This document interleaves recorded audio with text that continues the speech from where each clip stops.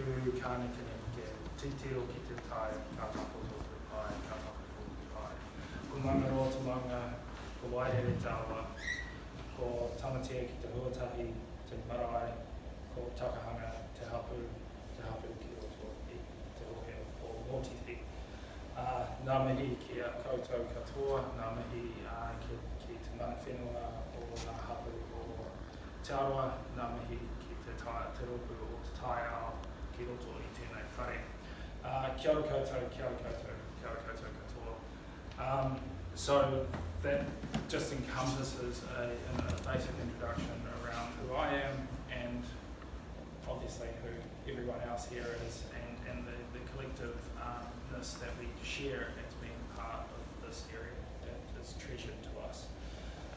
So thank you, Heather, thank you, Margaret, for the introduction, and I've been kind of deeply immersed, Total Green, the kaupapa at Motiti for a good part of a decade. So this is a long journey that we've been through, and it's a journey that has been through many different challenges, and I will share those challenges and the learnings that we've had over a number of years with you this evening.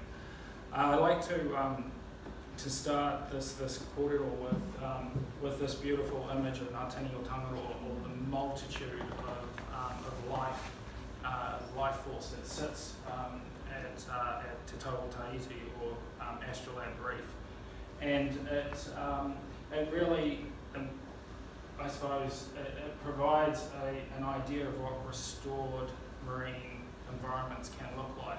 So this was a photo that was snapped by a good friend of mine prior to the opening of the exclusion zone that was provided for by the Marina Recovery Program. And that's in essence what 4 years of that exclusion zone had done to the reef. And you know, it showed real glimmers of hope and of the opportunity that the ocean has when it provides. But this photo is from 2018, some just over 2 years, 18 months later, on that same reef. And as you can see, another good friend, Phil Ross, who's been part of the Marina Recovery Program, took this photo and he gave me a call and he said, "I'm watching the barrens grow." And that is part of what has happened due to the inappropriate activities that have occurred in our coastal marine area. It's not just obviously at Te Taupo Tahiti or in Motiti or Rohemoana. This is a phenomenon, this Kinnabarren phenomenon has occurred throughout the east coast of New Zealand predominantly, but also it's occurred in various other marine ecosystems around the coastline. So tonight's conversation, I asked a little bit earlier, do you want the short version or the long version? And everyone kind of looked and said yes. I think the long version might be quite helpful to encapsulate the context of what we've been through, and also to appreciate the background to how we got to this position. So we'll be touching this evening on the approach of marine protection through the Resource Management Act, and hopefully building a shared and collective understanding of what this may mean, and the strategies and the processes of how we got this far, and what the world may look like in the not too distant future in terms of the way in which we approach protecting values that are significant to a community, values that are significant to the environment, and values that hold cultural and landscape associations. So we obviously, some of us are probably familiar with this jewel in the bay. This is Motiti, and it's a vast array of diverse ecological systems, and it really provides a sense of well-being that has been intergenerationally handed down from one generation to the next generation. Although what we've started to see is that is changing. So to put it into a Bay of Plenty context, and obviously we share this conversation in other parts of Aotearoa. So Motiti, and this was one of the very early kind of depictions of the area that we were working through the coastal marine title process, or the CMTs and the customary management boundaries. But what you see here is basically the connectivity between our existing marine reserves, and which is at Aotearoa, or Aotearoa, which is the Vulcan rocks, and the Rotorua Marine Reserve, which are those small little speckles in the outside of the bay, and obviously the opportunity that sits within the Motiti Rohemoana, or the Motiti Natural Environment Area, which is around Motiti Island. But we've got to appreciate that we collectively as a community share a relationship with this space. That we're seeking an enduring opportunity to be able to engage with the various wellbeing structures that are in that space, whether we're recreationally fishing, where we're handing down that security to the next generation in terms of their availability and access to marine life, whether it's our commercial operators in terms of their economic well-being and the well-being of the coastal communities, and our customary fishing community that have intrinsic relationships with both the physical and metaphysical worlds, and the vast majority of general community that like the idea of a thriving, vibrant marine space. That has been a challenging environment, and has sent a lot of people into hysteria over the years, and missed the opportunity to actually find a solution by working together. And so what the basis of this conversation as a community is really built around, it's built around the problem. And the problem that we are facing is a severe problem. It's the loss of the biodiversity, resilience, but it's the impacts that our inappropriate activities are having on our environmental space. And it's whether it's the discharges that are going into our riverways that are untreated, that end up in our marine space, that cause these blooms of bacteria and algae, or the marine plastics that are plaguing our seabirds and other marine mammals and marine life, or the new technologies, or actually a much bigger crisis is obviously our climate, and the way in which our ecosystems have resilience to the changes in our climate. So understandably, it's a Jenga blocks, and it's been destabilised by predominantly our impact, and we need to find a way through having that conversation, because if we don't start to appreciate that we are driving down to the bottom of the barrel, per se, from these large complex environments of megafauna down to the less complex, less diverse environments and barren conditions that we're actually experiencing today. If we don't start to appreciate that this transition is happening, we're very unlikely to find a way to actually addressing the problem. The funny thing is we've all experienced it. We've all experienced it through, our world computers, and it's interesting, and it's nice to have a bit of a giggle around this. But this is actually a reality for the longer-lived folks in this room who have, caught fish through their childhood or through and seen it over a long period of time, 30, 40, 50 years, you would be relating not just to the differences in terms of the types of species that you're targeting or the types of species, but the condition, the quality, and the actual environment that sits around it. As you can see, you've got, once upon a time, vibrant birds, workups, vibrant marine life, and today we have a very different relationship and different ecoscape that sits there. And kindly,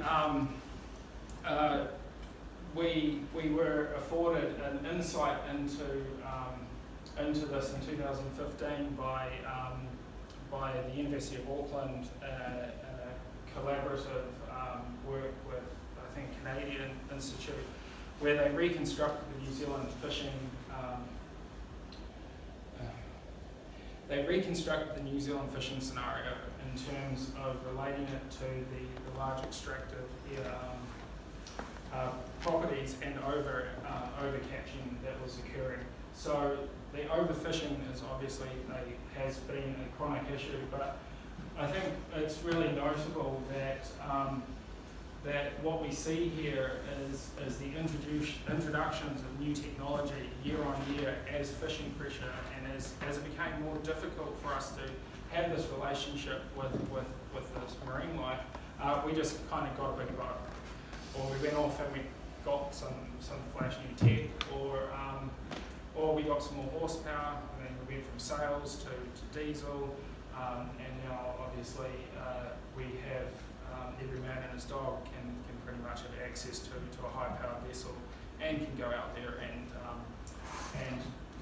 in all respects, without knowing, can do a lot of damage to an ecosystem very quickly. What I do want to note on here is that in 1958, so this point here, was when the elders of Motiti first asked for protections around the Rohemoana. Obviously, they might have had a bit more foresight than we have hindsight, and they probably were starting to see and experience the industrialising of the Bay of Plenty. One being, I don't know if many of you may recall, but we had pier trawling, which plagued the bay for about a decade, and that's where they put two big diesel boats next to each other and dragging it up and down the bay. And unfortunately, that resulted in the loss of our Taonga species in the near shore area. So some of you would have, or I would think would have memories of hapuku or hapuka. And the funny thing is, when Wade Dyke took this photo, he's diving in that range, and there were great herds of these creatures that moved across the Bay of Plenty, and our stories at the island from our elders are stories that are built around this fish. This fish no longer exists in the near shore of Motiti, and that's tragic because for us as people to have these experiences, we have to go further and further away. And that's not because they no longer exist, they shouldn't be where they are, it's just because the populations aren't as frequently interacted with in those near-shore environments any longer. And helpfully, when we obviously had a god-awful wreck that decided to land on Aotearoa, the Reno owners and the Reno recovery program did their best to show that it wasn't the wreck that destroyed the fish in the bay, it was actually the industrialisation of inappropriate activities, including the trawling. And one of the case studies was obviously the hapuku here.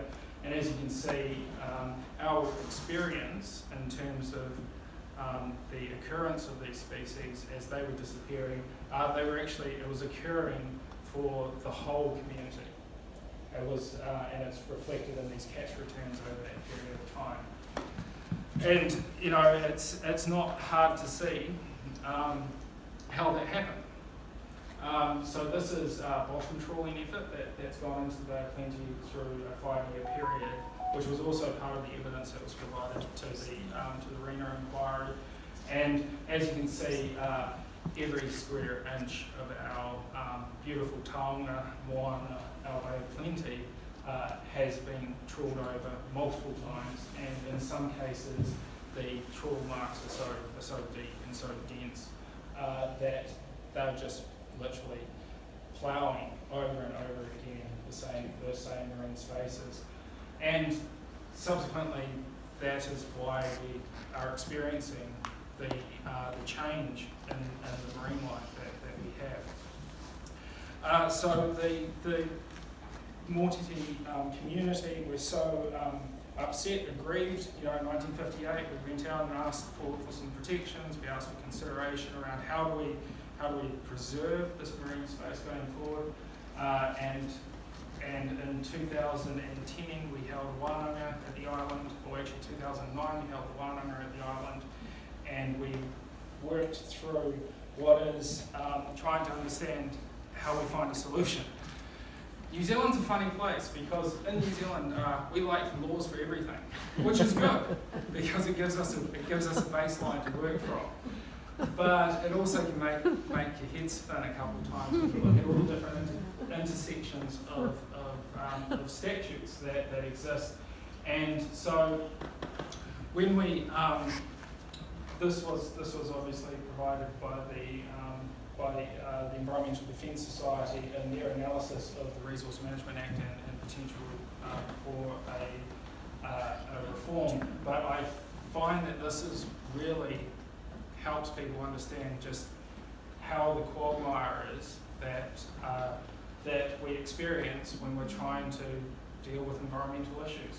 Because the environment is intersected into all of those in some way, shape or form.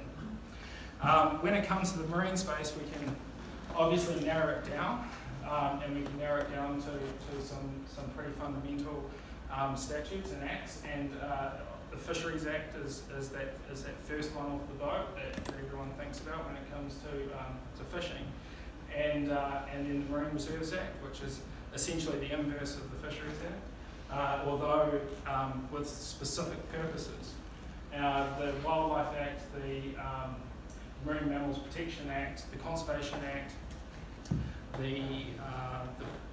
funnily, the Resource Management Act, but the Petroleum and Minerals Act actually creates some of the largest marine protection areas in the country because of cable zones and national significant infrastructure for down the Taranaki coast, for instance. Their largest marine protection areas are actually those cable zones, or pipe zones. And the future of the Taonga moana Act, and potentially a Marine Protection Areas Act that never really went anywhere. So we had this array of means to finding a solution. You just got to unpick it. So the first thing to do is obviously look at what everyone else is doing. So we first started this inquiry into seeing what was happening in the marine space. And down in Whangaroa, which is on the east coast of north of Gisborne, they have a marine reserve with a Mataito protection area established under the Fisheries Act and the Marine Reserves Act. They spent close to 20 years evolving this proposition. I've been there, it's a beautiful place. For the community there, it's working for them, but the issue is obviously scale and connectivity. And scale and connectivity is one of the greatest challenges with marine protection because everything is interconnected, and scale is really related to the relative nature of protecting the biological life history of these species, as well as of the ocean and marine character. So this was one of the insightful opportunities where we saw co-relationship of two different management structures. Though this is very much unique to the people of Whangaroa, and the fundamental challenge is actually that from a tangata whenua perspective, the Marine Reserves Act really doesn't help their appreciation of relationship. Although they've worked through some of those with an intergenerational review period and some other criteria that they built into their process, when we took the idea of a marine reserve back to Motiti and back to the Hui and the Marae, they were very adamant that wasn't the case, that would be compatible with the worldviews. We actually even had more closer opportunities with Tuhua, where we had obviously a marine reserve in the northern part of Tuhua Island and a kind of a limited fishing area, commercial fishing area in the south, where in essence they allow or they discount certain fishing activities, but they still allow, I think long lines are still allowed in there, I think crab potting is still allowed, and obviously they've excluded some of the net methods. This is probably one of the longest running continuous studies of marine ecosystems in New Zealand outside of Lee in Northland.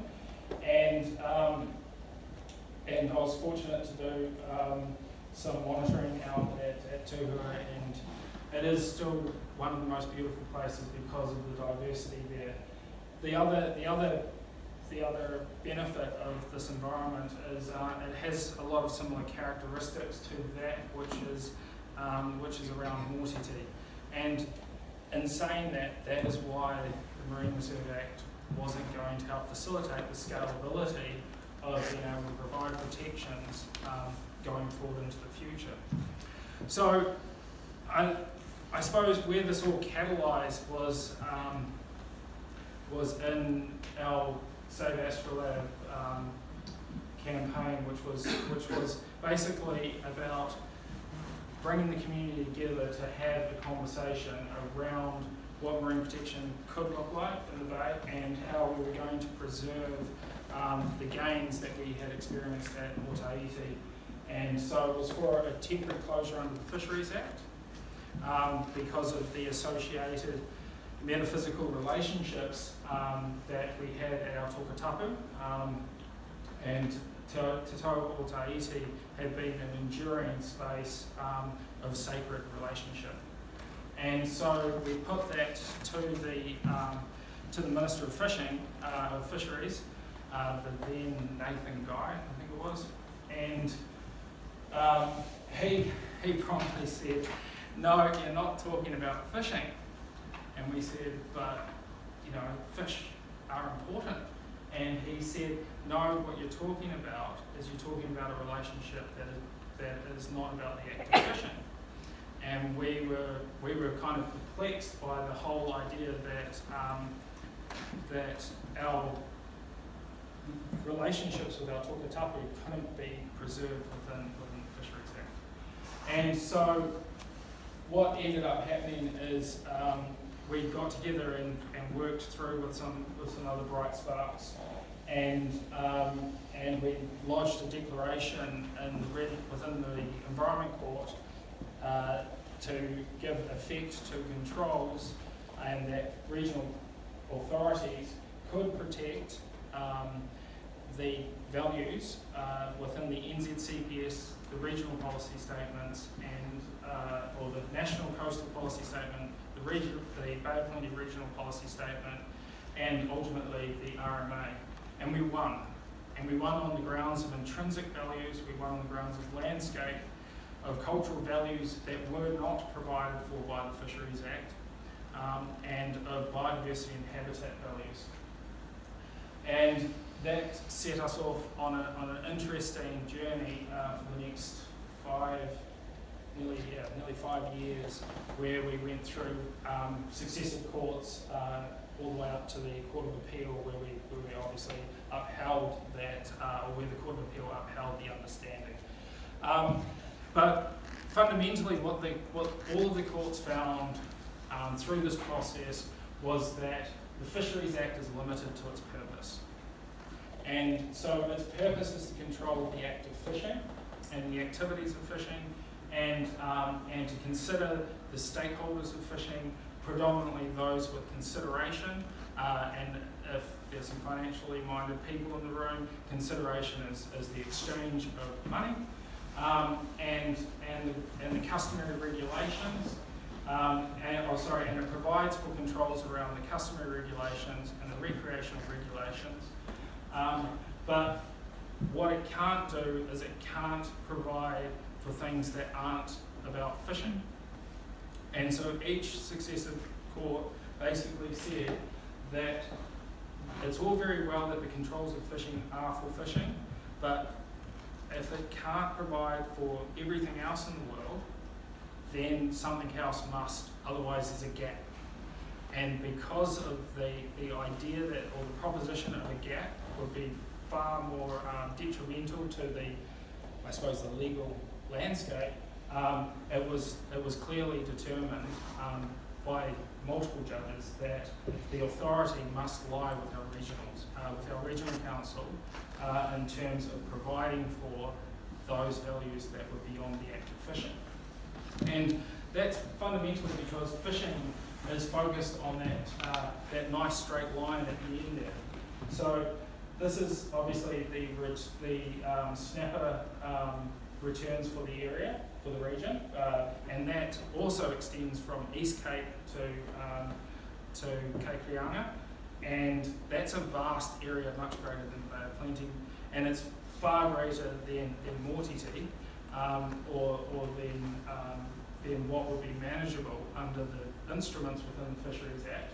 But that straight line there is obviously a snapper, and when MPI came to the court, they produced this model here, which is the biomass, or the estimated biomass that is within the Snapper 1 area. And as you can see, though we have a very nice straight sustained line, the reality is actually much different. And you can just about overlay that with most of our inshore species, so our tarakiri, what we saw harpooh just before, snapper or tamuti, crayfish, they all are following the same trend. And that's a trend of degradation due to overexploitation, but also it's due to the inappropriate methods that are being inflicted on our marine space, such as the nets, pots and dredges.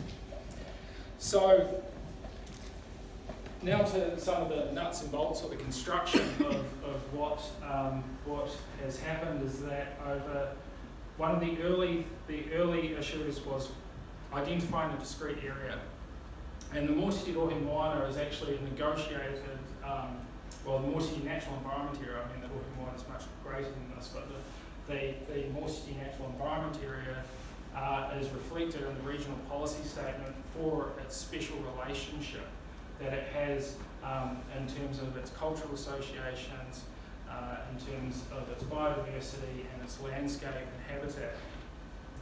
And what we achieved in the regional policy statement, not by a lot of argy-bargy obviously, and hence why we've got this funny shape, because the council's saying, no, you can't have that, and we're saying, well, actually we've got to consider everything, and they try and pin you into a little box.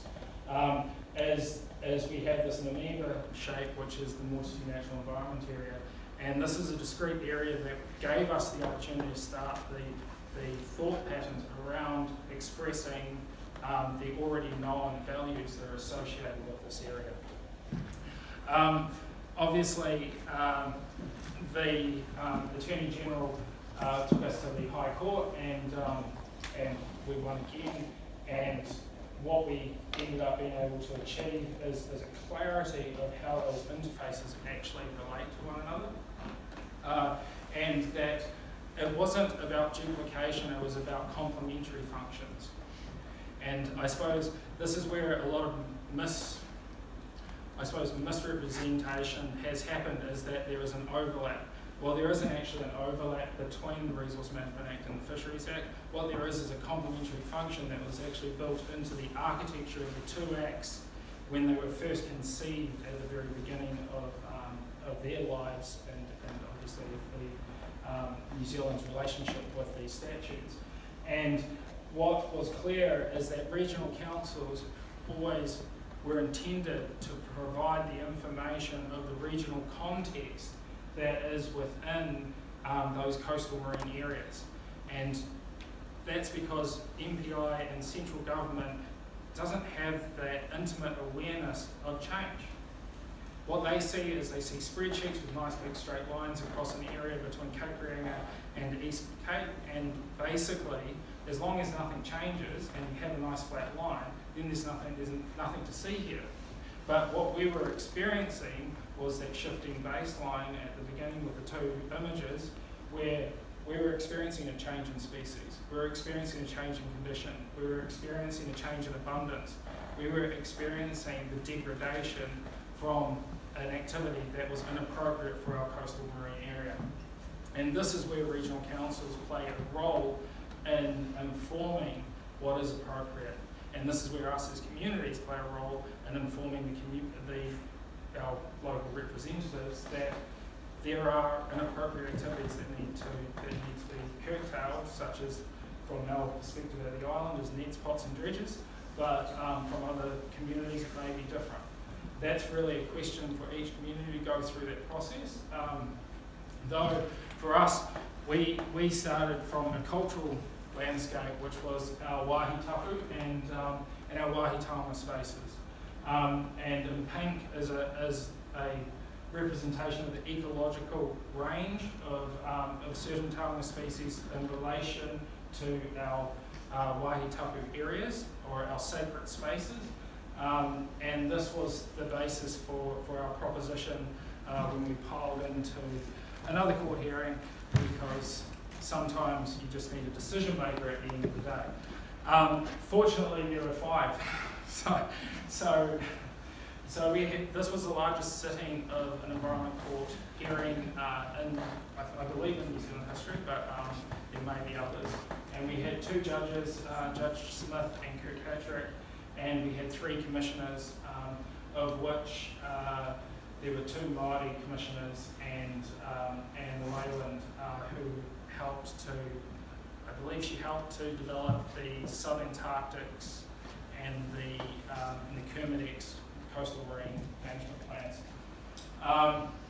And we basically hacked it out over what it is that is significant and to what extent could we feasibly see protections being applied. The reality, though, that we finally got down to is if we're talking about this, crayfish in a cage, this is Fisheries Act. This is clearly the act of fishing. These individuals are in the process of fishing. That is something that the Fisheries Act governs.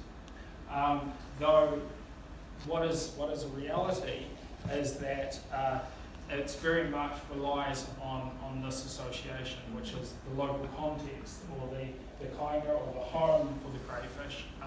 And what we do know is that we can now protect the toka, or this rock here, with removing inappropriate activities that may harm or destroy the ecosystems and the cultural associations and various other relationships and intrinsic values that are associated with that landscape. So what ended up, I suppose, where things where the rubber hit the road is the judge, or the judges at the time in the court then directed that these 3 areas would be protected with a prohibition order, and that prohibition would prohibit the destruction of flora and fauna. So in essence, it creates a space where flora and fauna can thrive in our coastal marine area. But what it also lends to is the connectivity that we should start to see in terms of the relationships between these spaces and the island and the coastline. Though in all reality, and marine, this sort of tokenism in terms of protections, even though they seem vast or relatively large, they are tiny in the schemes of the ocean. And in the schemes of species diaspora, or the movement of certain individual species, these are not designed for fisheries management. Fisheries management works at a scale that is much greater than that, and it's really at that kind of regional scale when we're talking about Cape Reinga to the East Cape. That's fisheries management. This here is protection of the natural character that is in our coastal marine area, and it's unfortunately it is very much at the end of the line, because these are the last bastions, the last life forces that are left, because what's happened at Motiti is a significant barren condition. What's happened at these areas isn't so much the significant barren condition. What's happened here is actually because of the exposure to and protections of the environment has enabled these places to remain relatively better condition than that at the island. And that's because this is really saving the last of the last. The Mohicans, if anyone wants to draw a picture to, is what we are actually looking at in terms of the landscape and benthic characters of our bay. And that's a really sad reality. So to put it inside a context, and the reason this is laid in there is because the Motiti Natural Environment Area itself, our Taonga moana space, is a space that still requires the removal of those nets, pots and dredges. We weren't able to achieve that in the process because the regional council pushed back against that application, and basically said you should be happy you got what you got, and pretty much kicked us out the door. We don't mind, because we are directed to go into a new process to address the pots, nets and dredges that are plaguing our bay. And even more so is that this conversation can now be much wider, because we now know the legislative landscape that we're working in, and we also know the provisions and how the functions work in terms of coupling to inform the Fisheries Act. Because fundamentally what we do know is that when fishing stops, life comes back. But also what we also know is that if we don't preserve it, it disappears.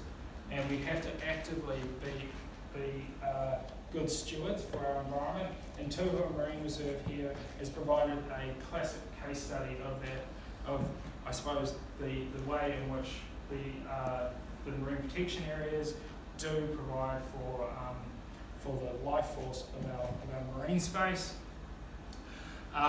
So in terms of the flow of this, and this is just taken from a WWF chart here, but we have now moved through into the implementation and monitoring stage in partnership with regional councils, with other NGOs, with MPI and Department of Conservation, in order to be able to give effect to the opportunities that are built around resilient oceans. The issue, though, always comes back to, obviously, restoration, and what does restoration mean? And the challenges by using historic restoration points, and obviously this haku here, this kingfish, is a testament to what the ocean was once like. And to think that in the not too distant future, we may start to see some of these creatures come back to sharing our life force together. It is difficult to establish restoration or historic restoration points when the attributes are no longer there. So, for instance, with hapuku, it's going to be a very long road to seeing hapuku being caught on the Eclonius site. That is the relationship that my great-grandparents had. That's not going to just happen tomorrow or overnight. It's only the beginning of a long journey, and it's really going to be determined by how well we as a community step up to the challenge and the responsibility of preserving those spaces in the future. We tend to look at it as more of an ecoscape restoration, where in essence we're looking at the landscape approach to restoration and being more intrinsically focused around that what we have may be a different future environment because of climate change, because of the various other ambient pressures that are occurring, and that if we were to take a historical reference point, we may not be as successful as if we were to take a more adaptive approach to appreciating that we have lost certain elements and attributes within our ecosystem, and that as time and the rebalancing of our ecosystem occurs, it may be different to what we had in the past. And that's something that I think we have to appreciate as a community, that change is part of it. So in terms of management, ecosystem-based management is becoming far more widely recognised as being a means of providing for I suppose adaptive management regimes. Though ecosystem-based management is obviously a sustainable seas challenge and has been very long-winded up until over the last 10 years that this program's been developing. So it's currently really difficult to define what ecosystem-based management is, though we do see it as being part of a strategy towards being able to respond to ecological change in a much more timely manner.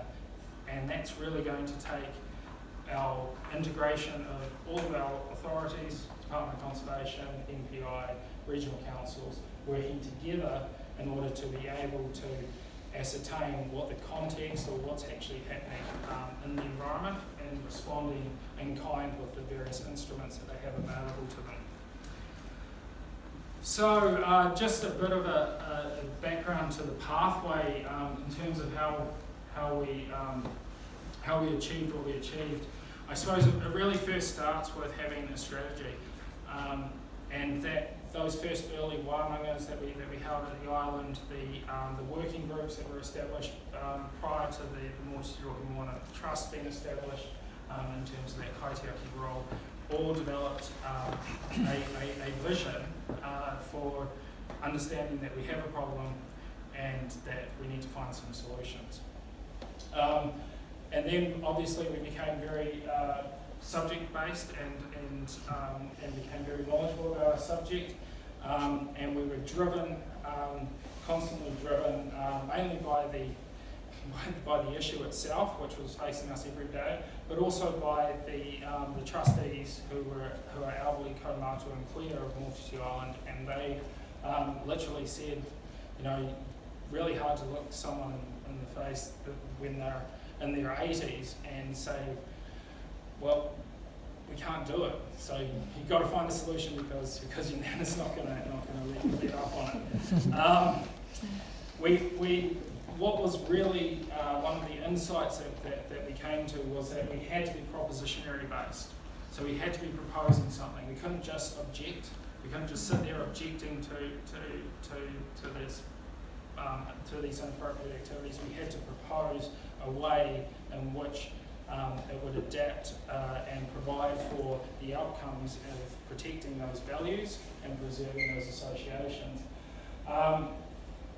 The other issue is obviously we're limited.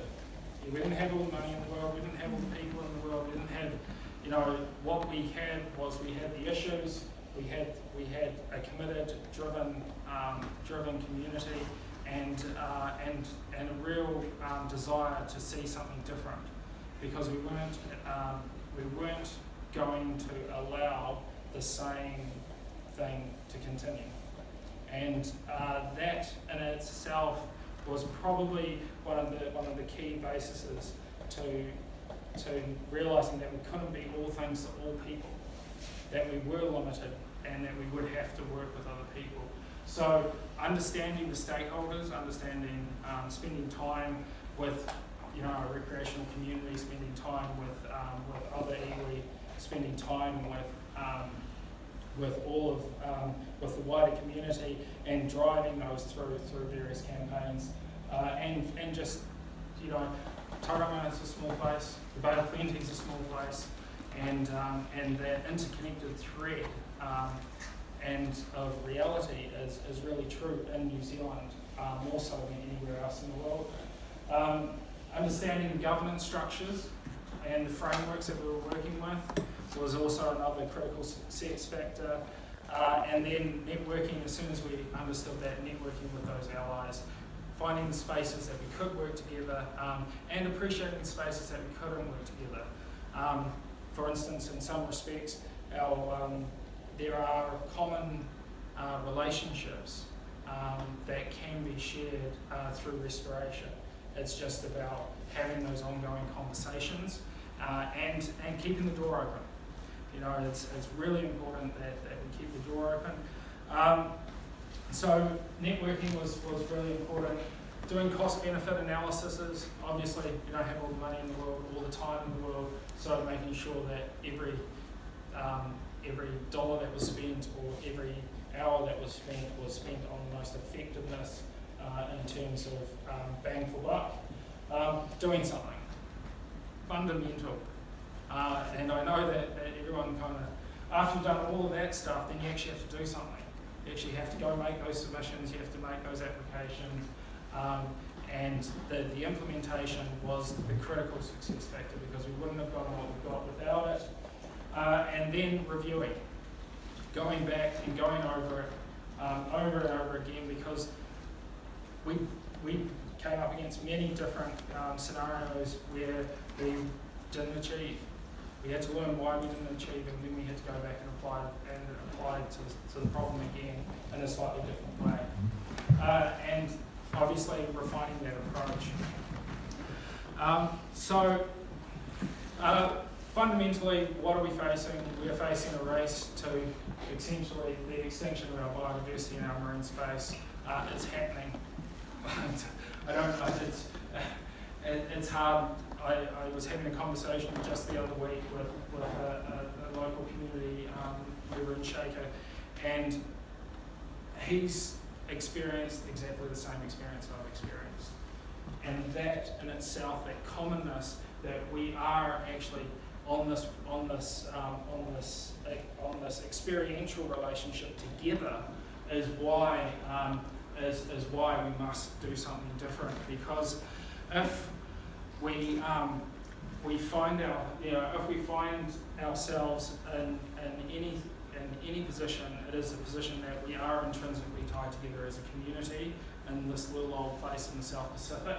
And as John Muir, the great forest ecologist, said, when one tugs on a single thing in nature, he finds it attached to the rest of the world. Ngā mihi kia koutou, kia ora no tātou, and